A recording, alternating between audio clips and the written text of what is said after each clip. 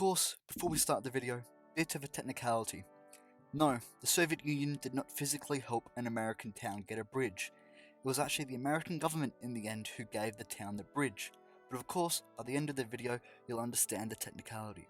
Within the United States, in southwest Virginia, near the border with Kentucky, within Mingo County, is a small unincorporated community named Vulcan.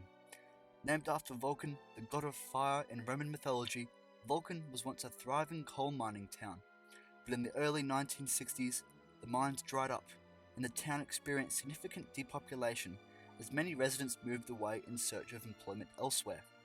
No longer a productive community, Vulcan's infrastructure deteriorated, and even the state government forgot the town existed. The town of Vulcan was built on a fork of the Big Sandy River near the main line of the Norfolk and Western Railroad. The town was relatively closed off from the outside world, as Vulcan lacked a road connection to the rest of West Virginia, and there was no road connecting Vulcan to Kentucky across the river.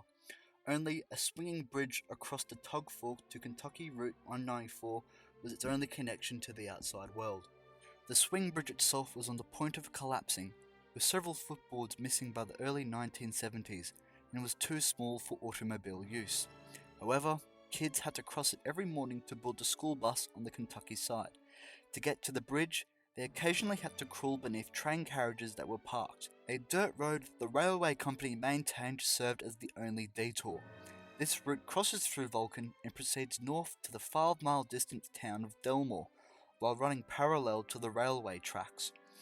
However, the route was technically off limits to the general public, and the railway company had up a non-trespassing sign at either end. The corporation gave an explanation for its conduct, claiming that it was not their job to offer transportation into and out of the underprivileged community, because the route was hazardous to use.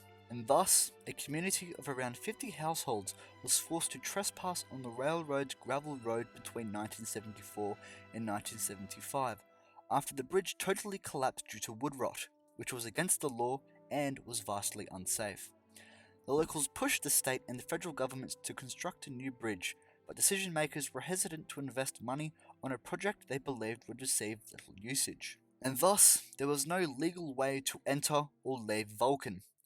The conditions were dreadful, and the state was doing absolutely nothing about them.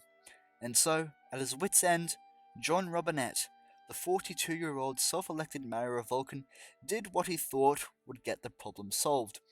He wrote to the Soviet embassy in Washington and to communist leaders in East Germany to explain the situation and ask for assistance from the countries because their own government had done nothing to remedy the problem.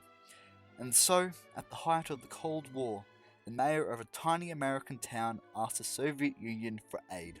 Robinette reasoned that the Soviets could take advantage of the situation to humiliate the Americans, and although the Kremlin never responded to Robinette's request, a Russian journalist working out of New York called Iona Andronov heard about the situation and went to Vulcan to speak with locals about the situation.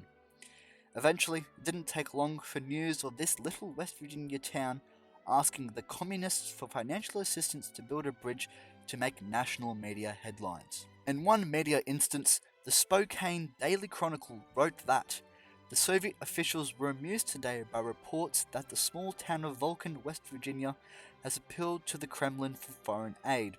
The town, with a population of 200, asked the Soviet government for financial help to build a bridge after the town was turned down by the US and West Virginia governments. Many anti-communist individuals were unamused and did not get the humour. Numerous bomb threats were sent to local newspapers and radio stations, threatening to blow up any bridge constructed with communist foreign assistance. Iona Andronov visited Vulcan on December 17, 1977, to meet with Mayor Robinette and to survey the problem.